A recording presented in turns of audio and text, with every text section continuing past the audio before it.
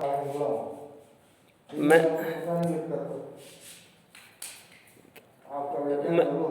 हाँ, तो बस वो मैंने देखा नहीं। प्रिय विद्यार्थियों, हार्दिक शुभकामनाएं। कल हमने शुरू किया था अलंकार, अर्थ, परिभाषा और लक्षण। आज उससे आगे बात करते हैं हम यमक। अगला अलंकार है यमक। जहाँ शब्द एक से अधिक बार प्रयुक्त हो किंतु अर्थ प्रत्येक बार भिन्न हो, वहाँ यमक अलंकार होता है। अर्थ प्रत्येक बार भिन्न होगा, यानी शब्द एक से अधिक बार आएगा, अर्थ प्रत्येक बार भिन्न होगा, वो यमक अलंकार है। मतलब है कि जैसे एक शब्द जो है वो 2-3 बार आएगा, लेकिन दोनों 3 बार अर्थ उसका अलग अलग होगा। वह शब्द पुन पुन फिरे, वही शब्द पुन पुन फिरे, अर्थ और ही और, सो यम का अलंकार है, भेद अनेक ठोर। वो शब्द बार बार आए, अर्थ और ही और हो, वह यमक अलंकार है। जैसे कनक कनकते सोगुनी मादकता अधिकाय, वा खाए बोराए तो वह पाए बोरा। यहाँ कनक कनक के 2 अर्थ हैं, एक धतूरा एक सोना। धतूरा को खाने से नशा होता है, तो सोना मिल जाए तो भी नशा हो जाता है। तू मोहन के उर्वशी है उर्वशी के समान, तू मोहन के उर्वशी है उर्वशी के समान। उर्वशी उर्वशी 2 बार आया है, दोनों बार अर्थ भिन्न है। कबीर का एक बड़ा शानदार दोहा है, माला फेरत जुग गया गया न मन का फेर, कर का मन का डार दे मन का फेर। इसमें मन का शब्द कई बार आया है और हर बार उसका अर्थ अलग अलग है। एक बहुत अच्छा उदाहरण है, सारंग ले सारंग चली, सारंग पूग्यो आय, सारंग ले सारंग धयो, सारंग सारंग माय। एक शब्द 6 बार आया है, 6-7 बार, और हर बार अर्थ भिन्न है। एक सारंग घड़ा, दूसरा सारंग रमणी, तीसरा सारंग बादल, चौथे सारंग का अर्थ वस्त्र, 5वें सारंग का अर्थ फिर घड़ा, 6ठे सारंग शब्द का अर्थ रमणी और 7वें का सरोवर। ये यमक अलंकार है, जहां प्रत्येक बार अर्थ भिन्न हो। एक शब्द कई बार आए, अर्थ भिन्न हो। इसके 2 भेद हैं, अभंग यमक और सभंग यमक। अभंग यमक, अभंग, जहां पूरे के पूरे शब्द की आवृत्ति हो, टुकड़े ना करने पड़े। जहां पूरे के पूरे शब्द की आवृत्ति हो, जैसे कनक कनकते सोगुनी मादकता अधिका। यहाँ कनक कनक शब्द दोनों बार पूरा पूरा आया है, कोई टुकड़े नहीं करने पड़ते। उसी प्रकार से सारंग ले सारंग चली, सारंग पूग्यो आए, इसमें भी सारंग शब्द का कोई टुकड़ा नहीं करना पड़ता। तो ये होता है अभंग अलंकार, जहां पूरा का पूरा शब्द हूबहू ऐसा का वैसा आ जाए। और दूसरा है सभंग यमक, जहां दोनों बार शब्द पूरे नहीं होते, शब्द को तोड़कर अर्थ किया जाता है। दोनों शब्द पूरे नहीं होते दोनों बार। जैसे तू मोहन के उर्वशी है उर्वशी के समान, यहाँ एक तो उर प्लस बसी, हृदय में बसी है, और दूसरा उर्वशी पूरा है,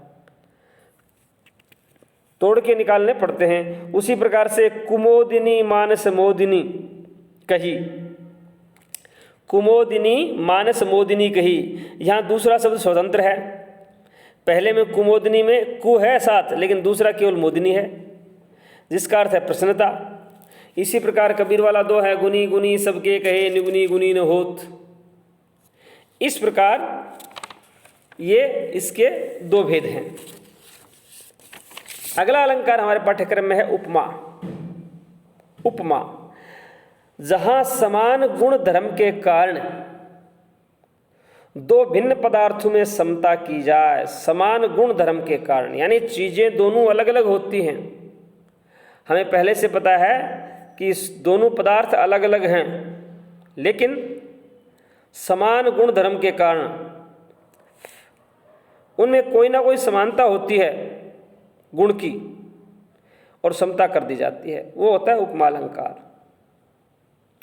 उपमा अलंकार के 4 अंग होते हैं, उपमेय, उपमान, साधारण धर्म, धर्म और वाचक शब्द। उपमान जिससे उपमा दी जाती है। उपमान क्या होता है? जिससे उपमा दी जाती है। जैसे उसका मुख चंद्रमा के समान सुंदर है, या मुख की उपमा किससे दी गई है? चंद्रमा से दी गई है, तो चंद्रमा उपमान हो गया। उपमेय जिसकी उपमा दी जाए, जिसकी उपमा दी जाए वो उपमेय कहलाएगा। जैसे मुख। साधारण धर्म जिस गुण के कारण दो वस्तुओं में समानता प्रदर्शित की जाती है या बताई जाती है।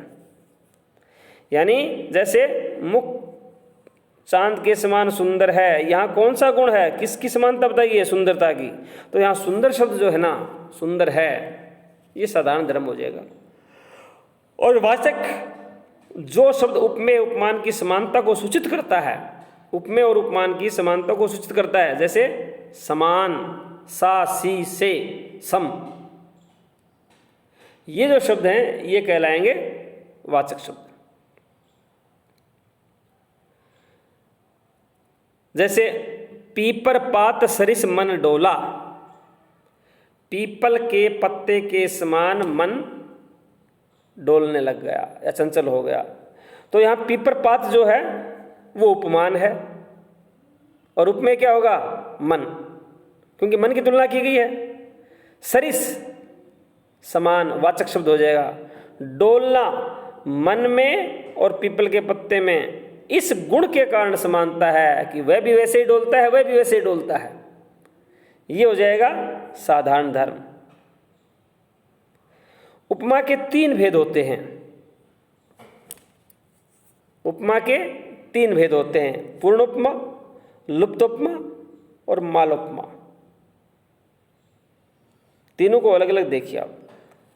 पूर्ण उपमा, जहां उपमेय के चारों अंगों, उपमा हमने याद किया था ना अभी, जहां उपमा के चारों अंग यानी उपमेय, उपमान, साधारण धर्म और वाचक शब्द चारों अंग विद्यमान हो,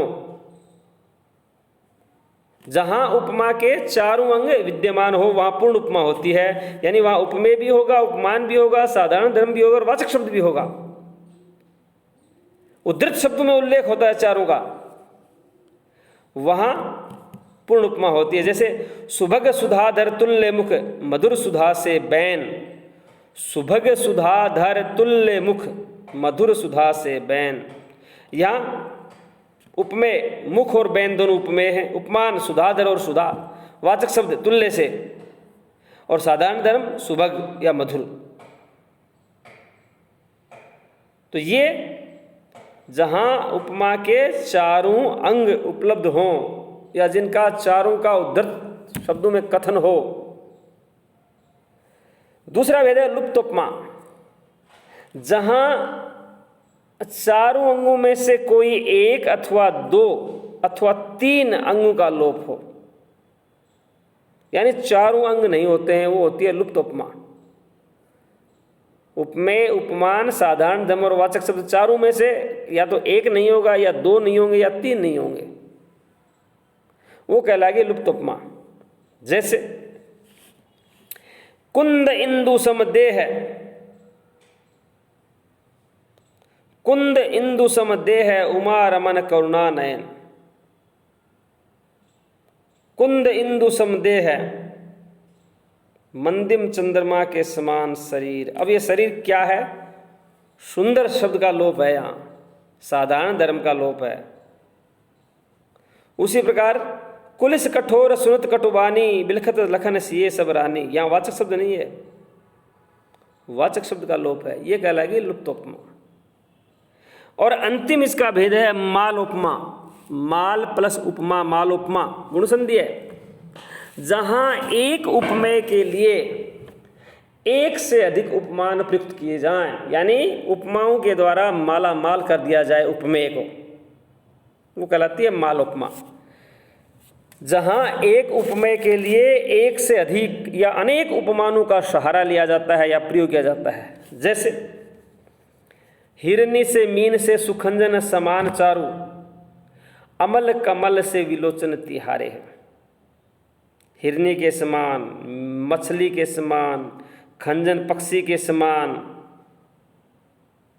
और पवित्र कमल के समान तुम्हारे नेत्र हैं। 4 उपमाएं, एक उपमेय के लिए 4 उपमान प्रयुक्त किए गए।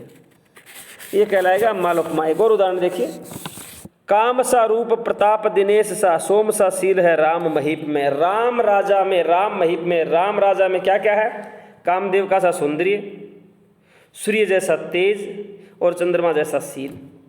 3 चीजें हैं एक में, 3 की समानता की गई एक के साथ। ये कहलाता है मालोपमा। अगला हमारा अलंकार है रूपक। जहां उपमेय पर उपमान का आरोप किया जाए, यानी उपमेय और उपमान में कोई भेद नहीं होता, दोनों एकाकार हो जाते हैं। जहां उपमेय पर उपमान का आरोप कर दिया जाए वहां रूपक अलंकार होता है। कहते हैं उपमा अरु उपमेय को भेद परे नहीं जान। उपमा अरु उपमेय को भेद परे नहीं जान। समता व्यंग्य रहे जहां, समानता एक मजाक सी लगती है जहां, रूपकता ही बखान, लोग उसको रूपक कहते हैं। जैसे अति आनंद उमंग अनुरागा, चरण सरोज पखारन लागा। चरण सरोज, चरण और कमल, इन दोनों को एक कर दिया कि कमल रूपी चरणों को धोने लगा। चरण कमल, यहां कोई भी नहीं है समानता सूचक या वाचक शब्द है ही नहीं। हृदय तंत्र निराजित हो गया तुरंत ही नियंत्रित भाव से। हृदय तंत्र में हृदय को वीणा ही मान लिया गया, तंत्र होती वीणा। ये कहलाता है रूपक। एक और उदाहरण देखिए, राम कृपा भव निशा सिरानी। भव निशा, भव को निशा कह दिया गया, संसार रूपी रात। ये होता है रूपक। रूपक के भी 3 भेद होते हैं, सांग रूपक, निरंग रूपक और परंपरित रूपक। सबसे पहला भेद है सांग रूपक। जहां उपमेय के उपमानों पर उपमान के अन्य अंगों का भी आरोप किया जाए, यानी एक चीज के साथ साथ उसके आसपास की और चीजों का भी आरोप कर दिया जाए। उपमेय के अंग जो हैं उस पे उपमान के अन्य अंगों का भी आरोप कर देता है। कईयों की तुलना एक साथ होती है। जैसे उदित उदयगिरी मंच पर रघुवर बाल पतंग, बिकसे संत सरोज सब हर्षे लोचन भृंग। राम मंच पे आए, अगर इतना कह दिया जाता राम रूपी सूर्य उदयगिरी रूपी पर्वत के ऊपर उदय हुए, मंच पर उदयगिरी पर्वत रूपी मंच पे उदित हुए, प्रकट हुए। लेकिन यहां तो पूरा का पूरा कहा गया है उदित उदयगिरी मंच पर। मंच को उदयगिरी पर्वत मान लिया गया, रघुवर राम को प्रातःकाल का सूर्य, संत सरोज संतों को कमल, लोचन भृंग और नेत्रों को भौरमर। ये कहलाएगा सांग रूपक अलंकार। पूरे के पूरे अंगों का आरोप कर दिया गया। एक और उदाहरण देखिए, संत हंस गुण पय गही परिहरि वारी विकार। संत हंस, यहां संतों के ऊपर हंसों का आरोप कर दिया गया। गुण पय और गुण पर दूध का आरोप कर दिया गया। वारी विकार, वारी के ऊपर विकारों का आरोप कर दिया गया। यह कहलाता है सांग रूपक अलंकार। और देखिए उदाहरण, उधो मेरा हृदय तल था एक उद्यान न्यारा, शोभा देती अमित उसमें कल्पना क्यारियां थी। न्यारे न्यारे कुसुम कितने भाव के थे अनेकों, उत्साहों के विपुल विट्टपी मुग्धकारी महा थे। पूरे के पूरे में रूपक है। एक जयशंकर प्रसाद का बहुत अच्छा गीत है, बीती विभावरी जागरी, अंबर पन घट में डूबो रही तारा घट उषा नागरी। अंबर पे पन घट का आरोप, तारों पे घड़ों का आरोप और उषा के ऊपर नायिका का आरोप। दूसरा इसका भेद है निरंग रूपक। जहां उपमेय पर उपमान का आरोप किया जाए उसके अन्य अंगों का आरोप ना हो, यानी केवल एक ही आरोप होता है, उपमेय और उपमान, बस दो चीजें होती हैं, उसके अंगों का कोई जिक्र नहीं होता, वो कहलाता है निरंग रूपक। जैसे जलता है ये जीवन पतंग, यहां जीवन के ऊपर पतंग का आरोप है। अब और चीजें कौन कौन सी हैं जीवन में, कैसे जीवन जल रही है वो चीजें, कैसे नुकसान हो रहा है, किसकी तुलना किसी के साथ, बिल्कुल भी नहीं है। केवल इतना ही कह दिया, जलता है ये जीवन पतंग। या और उदाहरण देखिए, ओ चिंता की पहली रेखा, अरे विश्ववन की वाली, ज्वालामुखी विस्फोट के भीषण प्रथम कंप सी मत वाली। तीसरा होता है परंपरित रूपक, जहां दो रूपक एक साथ आते हैं और एक रूपक दूसरे रूपक का कारण होता है। दो रूपक एक साथ आएंगे, एक रूपक दूसरे रूपक का कारण होगा। एक मुख्य रूप से आएगा रूपक और दूसरा गौण रूप से आएगा। जैसे राम कथा सुंदर करतारी, संशय विहग उड़ावन हारी। यहां राम कथा को क्या मान लिया गया है? करतारी, हाथ की ताली के समान माना गया है। राम कथा हाथ की ताली रूपी है। अब आगे इसका कारण क्यों है ये? इसका कारण अगला रूपक है, संशय विहग उड़ावन हारी। यानी राम कथा संशय को दूर करती है, ठीक उसी प्रकार जिस प्रकार ताली बजाने से विहग पक्षी उड़ जाते हैं। यह होता है परंपरित रूपक। यहां संशय पर विहग का आरोप इसलिए किया गया कि राम कथा को पहले हाथ की ताली बताया गया है, और हाथ की ताली बनाने से क्या होता है? पक्षी उड़ते हैं, राम कथा सुनने से संशय दूर होते हैं। बाढ़ ज्वाला सोती थी इस प्रणय सिंधु के तल में, प्यासी मछली सी आंखें थी विकल रूप के जल में, विकल रूप के जल में। एक और उदाहरण देखिए, आशा मेरे हृदय मंजू की मृु की मंजू मंदाकिनी है। इस प्रकार रूपक के तीन भेद हुए। आज बस इतना ही, बाकी कल।